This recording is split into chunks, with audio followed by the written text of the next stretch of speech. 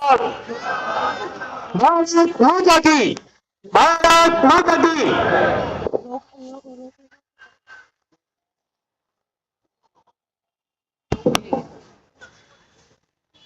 अतुलित बलधामं हेमशालाभजेहं धनुजवन किशानं ज्ञानिनामग्रगण्यं सकल गुण निधानमधीशं रघुपति प्रिय भक्तम वातजातम नमामि। भगवान अंजनानंदन की कृपा से आप सभी को मैं ये बधाई देना चाहता हूं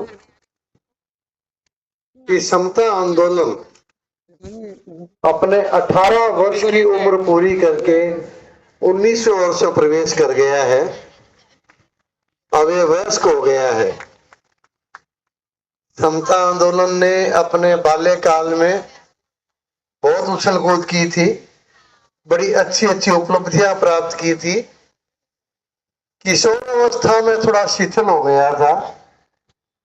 अब ये वयस्कता को प्राप्त करके सूझबूझ के साथ वो कार्यवाही करने को तैयार हो चुका है जो जातिवादी दलों और राजनेताओं के लिए निश्चित रूप से सरदर्द बन के उभरेगा।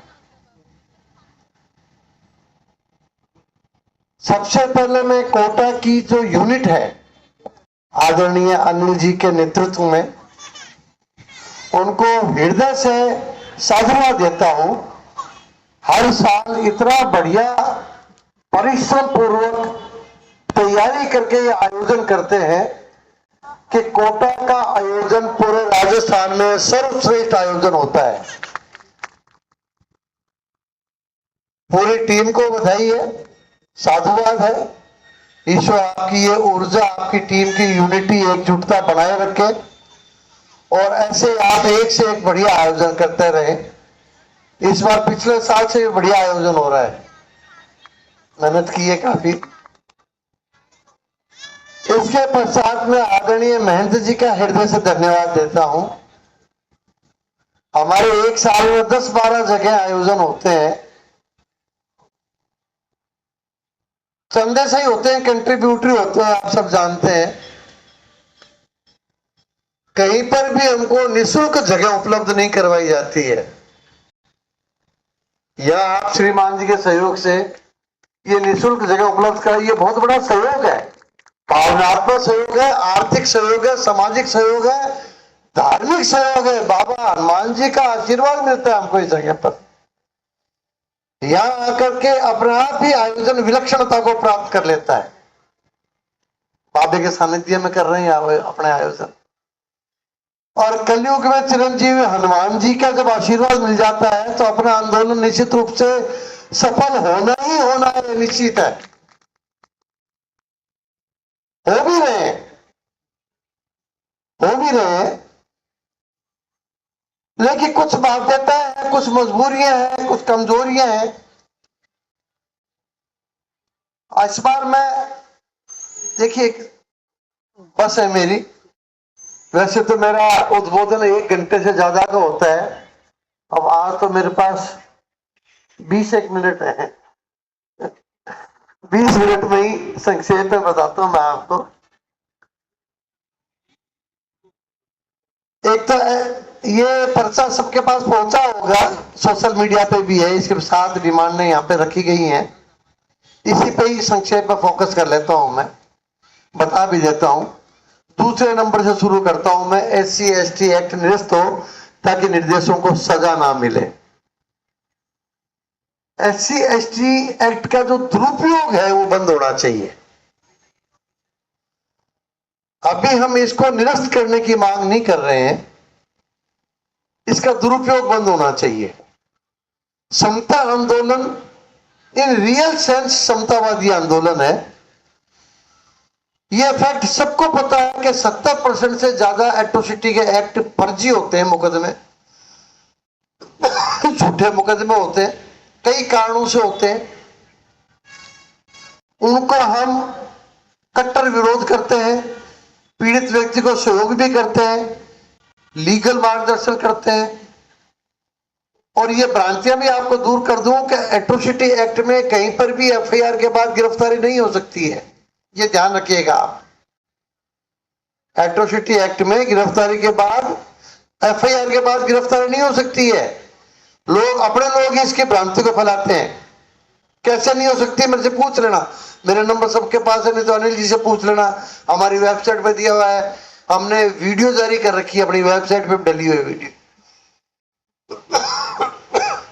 यहां मैं ये कहना चाह रहा हूं कि 70% फर्जी मुकदमे होते हैं, लेकिन 30% आज भी सही मुकदमे हो रहे हैं। ये गलत है। जाति के आधार पर किसी के साथ ही प्रताड़ना नहीं होनी चाहिए। आज हम भी उद्वेलित इसलिए है कि हमसे जातिगत आधार पर हमारा शोषण किया जा रहा है, इसलिए उद्वेलित हो रहे हैं। 30% एट्रोसिटी एक्ट के मुकदमे सही भी हो रहे हैं, तो वो भी तो गलत है। हम में से भी कोई वहां पैदा हो सकता था उन घरों में। तो इसलिए उन 30% मुकदमों में हम दोषी व्यक्ति के कतई साथ नहीं है, उनको सजा मिलनी है, मिलनी चाहिए। क्यों करते हो जाति के आधार पर प्रताड़ना? नहीं होनी चाहिए। लेकिन 70% मुकदमे जो फर्जी हैं उनके लिए बहुत से प्रावधान भी हुए हैं, कोर्टों में निर्णय भी आ रहे हैं। जागरूक रहे, मजबूत रहे, डरे नहीं, घबराए नहीं, हमसे सहयोग लें। समता आंदोलन से सिंपल सा है, किसी के ऊपर भी झूठा मुकदमा हो गया हो तत्काल अपने सामाजिक संगठन से संपर्क करें, वो एक ज्ञापन दिला दें मौके के एसपी को, आईजी को, डीआईजी को। गिरफ्तारी नहीं होगी, आपको जांच में सहयोग करो, बता दो फर्जी तो फर्जी मुकदमे सामाजिक संगठन के बीच में आते ही उसकी हवा निकल जाती है फर्जी मुकदमे की। मान लो आपके सामाजिक संगठन का अध्यक्ष वो कायर है, डरपोक है, आपको सहयोग नहीं कर रहा है, तो समता आंदोलन के किसी भी पदाधिकारी से सहयोग ले लीजिए एट्रोसिटी एक्ट के बारे में, झूठे मुकदमे में, तो आपको सहयोग करेगा। वो भी नहीं करता तो मेरे नंबर पर फोन कर दीजिए आप, मैं 24 घंटे उपलब्ध रहता हूं। मैसेज कर दीजिए, मैसेज नहीं देख पाऊं तो दोबारा फोन कर दीजिए, व्यस्तता रहती है मेरी, मैं जहां हूं वहीं से सहयोग कर दूंगा। प्रदेश स्तर पे आईजी से, डीजी से, मंत्री से, सीएम से, जहां जहां मिलना होगा मेरे झूठा मुकदमा होना चाहिए। तो इसलिए सैकड़ों लोगों का रिलीफ दिला चुके हैं, टेलीफोन पर रिलीफ मिल जाता है। घबराए नहीं, एट्रोसिटी एक्ट में झूठे मुकदमे में कोई गिरफ्तारी नहीं हो सकती, होने ही नहीं देंगे। अगर हो गई है तो मुआवजा दिलवा देंगे आपको। लेकिन ऐसे नहीं आप डर जाए, भग जाए, घर के ताला लगा करके मोबाइल स्विच ऑफ कर लें। हम लोग कायरों का साथ देने वाले नहीं है, उनके साथ है जो अपना अधिकारियों के लिए लड़ना जानते हैं। कायरों के कोई अधिकार नहीं होते हैं, हजारों सालों से कायरों ने गुलामी की है। तो कृपया कायरता छोड़ें, जिसके भी खिलाफ भी एट्रोसिटी एक्ट का झूठा मुकदमा होता है फेस करें, समझौता कर लेते हैं। अरे वाह, झूठे मुकदमे में क्या समझौता, सदे के पिंड छुड़ा लेते हैं। आप फेस कीजिए ना, हम साथ हैं आपके, आप एफआईआर लगवाइए, उल्टा मुकदमा कीजिए। ऐसे झूठे षड्यंत्रकारियों को सजा दिलवा के रहेंगे हम, झूठे मुकदमे होने बंद हो जाएंगे। तो ये एट्रोसिटी एक्ट के बारे में मैं जानकारी देना चाहता हूँ। पदोन्नति में आरक्षण समाप्त हुई, हमारी शुरू से डिमांड रही है जातिगत आरक्षण। नौकरी में आए बात, किस बात का आरक्षण भाई, किस बात के ऊपर नीचे कर रहे हो आप? 17/6/95 को 77वें संविधान संशोधन से पदोन्नति में आरक्षण लागू किया गया। 2006 में अग्रवाल का फैसला आया, उसने संविधान संशोधन का इंटरप्रिटेशन कर दिया कि ये संविधान संशोधन तभी मान्य है जब इन 3 शर्तों की पालना हो। वो 3 शर्तें ऐसी थी जिनकी पालना सरकारें कर ही नहीं सकती थी। पहली शर्त ये थी कि बैकवर्डनेस प्रमाणित करोगे आप नौकरी में आने के बाद, क्वांटिफाइबल डाटा से, संख्यात्मक आंकड़ों से उस व्यक्ति का पिछड़ापन साबित करोगे जिसको आप प्रमोशन आरक्षण देना चाहते हो। कर ही नहीं सकते, जो समान अधिकार है, समान वेतन है, आपस में ट्रांसफरेबल पोस्ट है, कुछ नहीं कर सकते। हम जगह जगह जीत रहे थे। यूपीए सरकार, हम जब सुप्रीम कोर्ट से फैसला जीत के आए थे, उसको नलीफाई करने के लिए 117वां संविधान संशोधन ले आई। उसके खिलाफ हमने आप सबके सहयोग से संसद मार्ग पर धरना दिया। 20,000 प्लस की गैदरिंग थी, बीजेपी ने सपोर्ट किया और 117वां संविधान संशोधन निरस्त हो गया, आज तक पारित नहीं हुआ है वो। लेकिन दुर्भाग्य देखिए, उस समय यूपी की सरकार थी, उसके बाद बीजेपी सरकार आ गई सेंटर में 2014 में। ये 2012 की घटना है, 117वां संविधान संशोधन। सत्ता में आते ही पार्टी के रंग बदल जाते हैं, ढंग बदल जाते हैं। इसी भाजपा सरकार ने या भाजपा पार्टी ने जो सपोर्ट करके 117वां संविधान संशोधन निरस्त करवाया था हमारे सपोर्ट में, 2018 में आते आते जर्नैल सिंह के मुकदमे में जो संविधान संशोधन यूपीए सरकार करना चाह रही थी, जिसको इसे निरस्त करवाया था भाजपा ने, सरकार में आने के बाद एससी एसटी के दबाव में आकर के उस संशोधन को सुप्रीम कोर्ट से करवा दिया इन्होंने। 2018 के बाद प्रमोशन आरक्षण पुनः लागू हो गया है। उससे पहले मैं हर भाषा में कहता था प्रमोशन आरक्षण 17 से 95 से बंद है। इस बात का बेहद दुख है। इसके लिए मैं आपसे 3 बार नारे लगाऊंगा बीजेपी के लिए। बीजेपी की षड्यंत्रपूर्वक कार्रवाइयों से यह प्रमोशन आरक्षण अक्टूबर 2018 के बाद दोबारा लागू हुआ है। जर्नैल सिंह की प्रकरण में 5 जजों का फैसला हो चुका था। कभी आपने सुना है 5 जजों का फैसला होने के बाद उसकी सुनवाई दोबारा शुरू हो जाए? ऐसा होता है क्या कभी? लेकिन ऐसा हुआ है, इसी कैसे हुआ है, दोबारा सुनवाई शुरू हुई। हमने कहा ये क्या क्या हो गया भाई, दोबारा सुनवाई कैसे हो रही है? वकील बोले पता नहीं साहब, वकील तो खड़े करने ही पड़ेंगे अपने को। किया हमने, 5 जजों की बेंच ने बैकवर्डनेस की शर्त को हटा दिया वहां से।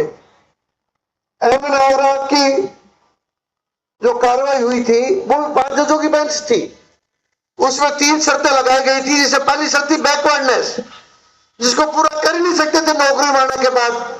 उस कारण से प्रमोशन आरक्षण दे नहीं पा रही थी, कोई भी सरकार नहीं दे पा रही थी। इस सरकार ने दबाव में आकर के उसको दोबारा सुनवाई में करवाया और सुप्रीम कोर्ट की 5 जजों की बेंच से ही बैकवर्डनेस की शर्त को हटवाया। कितना बड़ा दुर्भाग्य है। दूसरा लीगल पहलू देखिए, क्या 5 जजों की बेंच के फैसले को 5 जजों की बेंच संशोधित कर सकती है क्या? अपीलेट अथॉरिटी के रूप में सुन सकती है क्या? या तो 7 जजों की बेंच बैठती या 9 जजों की बेंच बैठती? कहा जाए हम, सुप्रीम कोर्ट की कार्रवाई है ये।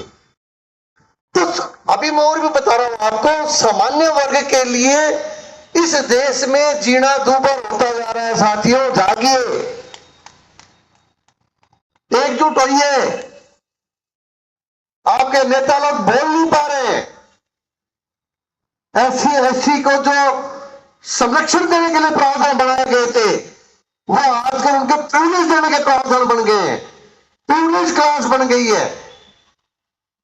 आप देखिए, अरबपति करोड़पति एससी एसटी अपने आप को दलित कहता है, आपके ऊपर कुछ भी कार्रवाई कर सकता है। कोई नेता बचाव में नहीं आता, कोई अधिकारी बचाव में नहीं आता, किसी हिम्मत ही नहीं है। आप लोगों की एकजुटता बचाव में आएगी या समता आंदोलन की संगठन आपके बचाव में खड़ा रहेगा? लेकिन आप लोगों को जागना जरूरी है साथियों। इसलिए मैं आपसे 3 बार जो बीजेपी ने ये पदोन्नति में आरक्षण 2018 से दोबारा लागू करवाया, इसलिए 3 बार शेम शेम के नारे लगाऊंगा भाजपा के लिए। Bhajpa Shem Shem, Bhajpa Shem Shem, Bhajpa Shem Shem, Shem Shem Shem Shem. Bhajpa ने अच्छे काम भी किए।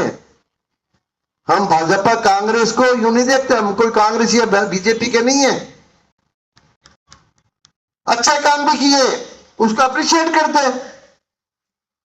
जैसे इन्होंने ओबीसी को संवैधानिक दर्जा दे दिया, बहुत फोन आए मेरे पास, देखो क्या कार्रवाई करी बीजेपी, क्या कार्रवाई कर रही है। मैंने कहा आने तो दो यार, हम कैसे रोक सकते हैं? संसद पारित कर रही है, संविधान में संशोधन हो रहा है भैया, 2/3 बहुमत होगा तो होगा। कर दिया उन्होंने 102वां संविधान संशोधन। उसमें इन्होंने ओबीसी को डिफाइन किया है, बहुत अच्छे प्रावधान है, इसके लिए अप्रिशिएबल है भाजपा। ओबीसी को ये डेफिनेशन दे दी कि ओबीसी उसको माना जाएगा जिसको राष्ट्रपति अधिसूचित करेगा अधिसूचना से। इससे पहले ओबीसी कौन से होते थे? जो भी स्टेट गवर्नमेंट लिस्ट जारी करती थी वो ओबीसी हो जाते थे। आज की तारीख में संवैधानिक प्रावधान ये है कि ओबीसी उसको माना जाएगा जिसको राष्ट्रपति अधिसूचित करेगा। अब इसमें क्या अच्छी बात है भाई? आप हो गया पारस जी क्या कर रहे हैं, तो SC ST भी ऐसे ही है जो राष्ट्रपति अधिसूचित करेगा, इसमें है अच्छी बात। आज कोई अपने आप को SC ST घोषित करवा सकता है क्या? आसान नहीं है। और जब ओबीसी राष्ट्रपति से घोषित होने लग जाएंगे तो उसका प्रोसीजर है, स्टेट ओबीसी कमीशन रिकमेंडेशन भेजेगा NCBC को, national commission for backward classes को। NCBC उसको एनालाइज करके हमें रिकमेंडेशन भेजेगा रजिस्ट्रार जनरल सेंसस को, जनगणना निदेशक को। जनगणना निदेशक एनालिसिस करके अपने रिकमेंडेशन भेजेगा केंद्र सरकार को। केंद्र सरकार एनालिसिस करने के बाद कैबिनेट में उसको एनालाइज करके प्रस्ताव पारित करेगी, इसको मानना है कि नहीं मानना।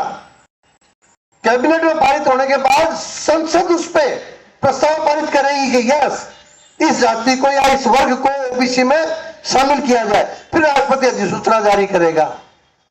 तो जो ओबीसी में फर्जी जातियां घुसी हुई हैं घुस पाएंगी क्या? नहीं घुस पाएंगे ना। तो यह संशोधन 2019 में हो चुका है, ये बीजेपी को धन्यवाद है। जब से ईडब्ल्यूएस लागू हुआ तब से ये किया गया है, लेकिन अभी तक राष्ट्रपति ने अधिसूचना जारी नहीं की है। कोर्टों का प्रेशर है, हम लगे हुए हैं लिखा पढ़ी के अंदर, आज नहीं तो कल, कल नहीं तो परसों करवा के रहेंगे। प्रावधान हो गया है, ये अच्छा प्रावधान है, इसके लिए बीजेपी साधुवाद की पात्र है। दूसरा, ईडब्ल्यूएस का आरक्षण दे दिया। हम ईडब्ल्यूएस आरक्षण के पक्ष में नहीं है साथियों, लेकिन हम इसका विरोध नहीं कर रहे। इसलिए नहीं कर रहे क्योंकि सामान्य वर्ग के लोग सरकारी नौकरी में आने ही बंद हो गए थे। हमने सोचा कि 10% तो सुरक्षित हुए, कम से कम 10% तो आने लगेंगे, लेकिन अब ईडब्ल्यूएस में भी आरक्षित वर्ग के लोग घुसने लग गए। हरियाणा में का कोई ओबीसी है, महिला है, शादी करके राजस्थान आती है, यहाँ ओबीसी नहीं बन पाती, सर्टिफिकेट नहीं बन पाता, वो ईडब्ल्यूएस सर्टिफिकेट बना लेती है और सिलेक्ट हो रहे हैं वो लोग। महिला हो पुरुष हो कोई भी हो जो आसपास के उसमें आके राजस्थान में बसते हैं, ओबीसी का ये प्रावधान है कि जिस स्टेट का होगा मूल निवासी वहीं पर उसका सर्टिफिकेट बनेगा ओबीसी का, दूसरे राज्य में नहीं बढ़ सकता, यहाँ नहीं बढ़ सकता।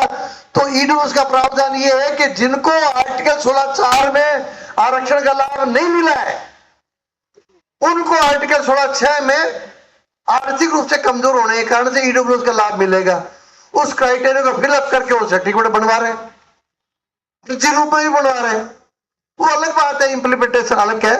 लेकिन मैं इसके लिए एप्रिशिएट इसलिए करता हूं भाजपा को कि ईडब्ल्यूएस के जो 5 मानदंड रखे गए हैं वो एप्रिशिएबल है। हम बैकवर्डनेस की डेफिनेशन, साइंटिफिक डेफिनेशन के लिए बरसों से लड़ रहे थे कि सब ऐसी वैज्ञानिक डेफिनेशन तय कीजिए पिछड़ों को जिनको आप आरक्षण का लाभ देना चाहते हैं, जिसमें जाति और धर्म का नाम नहीं आना चाहिए। इन 5 मानदंडों का आप एनालिसिस कीजिए साथियों, ये वो साइंटिफिक डेफिनेशन है जिसमें जाति धर्म का नाम नहीं है, और जो वेरीफाइबल डेफिनेशन है, किसने फर्जी लाभ ले लिया तो 5 साल बाद भी उसका सत्यापन करके उसको निष्कासित किया जा सकता है नौकरी से। ये अगर मानदंड ओबीसी पे लागू हो जाए, SC ST पे लागू हो जाए तो पात्र को लाभ मिलने लग जाएगा। यही तो लड़ाई है, पात्र जो लाभ ले रहे हैं उन्हीं के खिलाफ तो लड़ रहे हैं अपने। 10-15% तो है कमजोर है, इतने कमजोर है कि उठ ही नहीं पा रहे, उनको तो लाभ मिले तो कोई दिक्कत नहीं है। यह तो 100% करोड़पति अरबपति लोग लाभ ले रहे हैं आरक्षण का। तो ईडब्ल्यूएस ने हमको वो 5 मानदंड दिए हैं जो एप्रिशिएबल है, इसके लिए बीजेपी साधुवाद की पात्र है। लेकिन जो प्रमोशन आरक्षण के मामले में हमारे साथ धोखा किया है उसको हम भूल नहीं पाएंगे और इस बार इसको इशू बनाएंगे, मुद्दा बनाएंगे हम।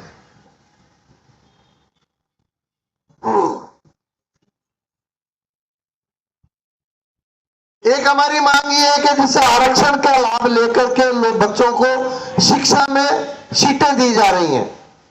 आपको पता है नीट परीक्षा के अंदर, सिर्फ नीट परीक्षा के अंदर ही हर साल सामान्य वर्ग पर करीब 30,000 करोड़ का आर्थिक दंड लगाया जा रहा है। 30,000 करोड़ का सिर्फ नीट परीक्षा में।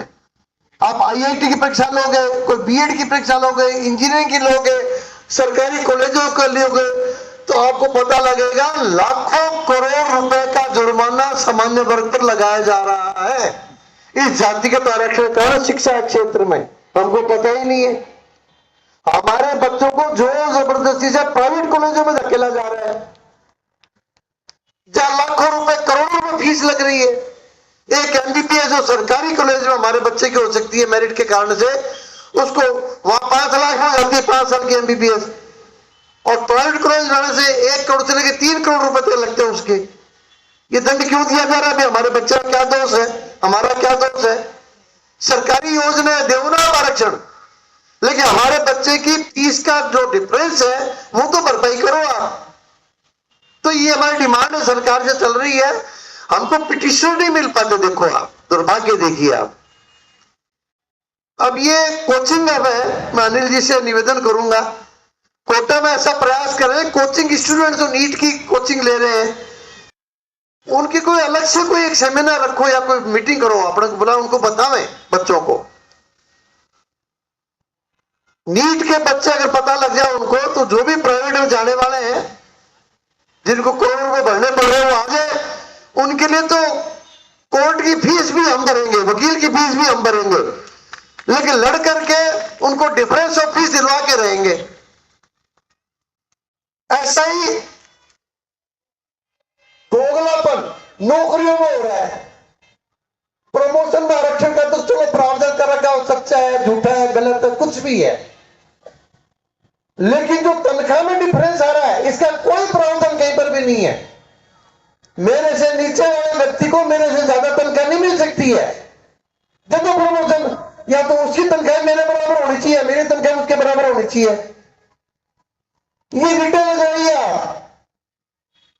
मेरे पास ऐसा कैसे नहीं तो मैं खुद ही लगा देता। अगर आपके पास से लोग हैं तो उनसे रिटर्न लगवाइए। आज मैंने समझाया, 5 इंजीनियर्स को समझाया है कि साहब ये रिटर्न लगवाइए, ये डिफरेंस ऑफ जो तनख्वाह है ये नहीं हो सकती है, कहीं प्रावधान नहीं है। ऐसा समझ आ नहीं चाहिए। रिट लगाएंगे तो आज नहीं तो 5 साल बाद निर्णय तो आएगा, अभी तो रिट ही नहीं लगी है, तो वो नुकसान को भी रोकना जरूरी है अपने को।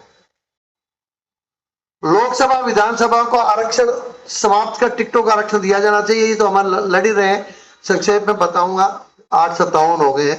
जैसे विधायिका में जो आरक्षण है इसमें हमारी रिटें पेंडिंग पड़ी हैं, और उसमें हमने ऑप्शन भी दिया है कोर्ट को भी, आपकी हिम्मत, कोर्टों की हिम्मत नहीं है हमारी रिटों को छोड़ ले। तारीख पे तारीख, तारीख पे तारीख, 1998 से रिटें पेंडिंग पड़ी है साथियों हमारी। कब से? 98 से। 2003 में तो कोर्ट का ऑर्डर हो गया था कि संविधान पीठ का गठन किया जाए, डे टू डे हियरिंग की जाए। 2018 में फिर फैसला हो गया था, कोर्ट का ऑर्डर है, लिखित में ऑर्डर है, संविधान पीठ का गठन किया जाए, डे टू डे हियरिंग की जाए विधायिका में आरक्षण के लिए। केंद्र सरकार का इशारा मिलता नहीं है, कोर्ट आगे बढ़ नहीं पाती। वो ऑर्डर पड़े, साइट पर पड़े, आप देख लीजिए, हिम्मत नहीं कोर्टों की। तो हमने इस बार एक एक्स्ट्रा ऑप्शन दे दिया कि साहब आप ये आरक्षण खत्म नहीं कर सको विधायिका का, एमएलएमपी का, इसको रोटेशन से कर दो या टिकटों का आरक्षण कर दो। उस पर भी सुनवाई करने की हिम्मत नहीं है इनकी। हम लगे हैं, प्रयास कर रहे हैं, देखते हैं क्या हो सकता है क्या नहीं हो सकता है।